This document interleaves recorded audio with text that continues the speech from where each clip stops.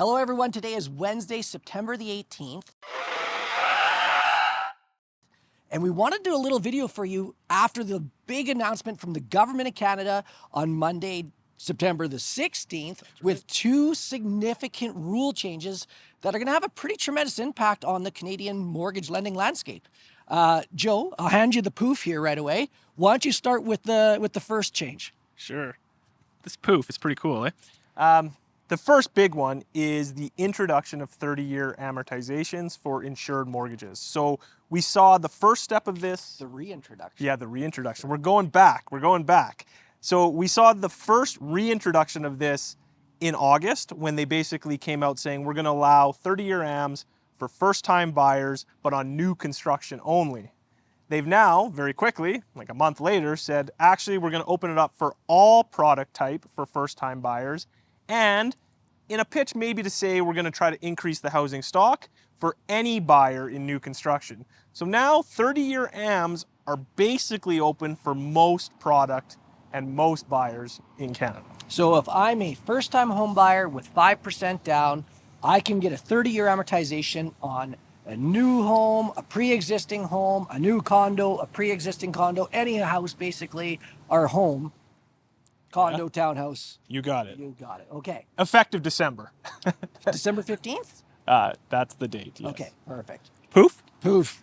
Change number 2. I believe it was 2013, maybe 2012, the government of Canada had restricted the maximum purchase price for an insured mortgage, again with CMHC, to a limit of $1 million.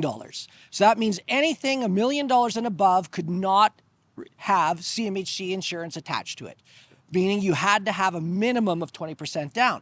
But again, rule change number 2, we're now going to increase that limit to $1.5 million. So that means you can come in with less than 20% down, get a CMHC insured mortgage up to $1.5 million.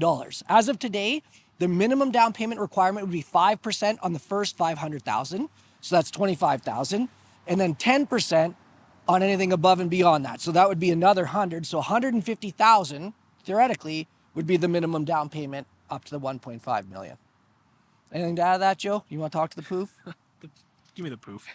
Yeah, I think that we've got that. The one thing we should comment on, though, is these rules have been announced, but the nuances and the detail and exactly how they're going to be executed, that hasn't come out yet. Yeah, why would the government put any real thought into it? Well, not yet.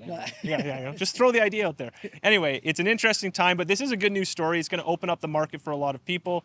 It's important that if you're potentially looking at buying in the next 4 months, your opportunities may change come December. So we're going to continue to update you with anything we hear and how it can help you. And thanks for tuning in. Quick comment. I ran some quick numbers today, Joe. So if you are a household of $100,000 and you go from that 25-year amortization to a 30-year amortization, it does increase your maximum mortgage amount by $30,000, which is pretty significant. So $100,000 income, $30,000 additional mortgage money by going to that 30-year amortization. So it should help some buyers kind of get to that next threshold. Now you can sign off, Joe. Poof's out.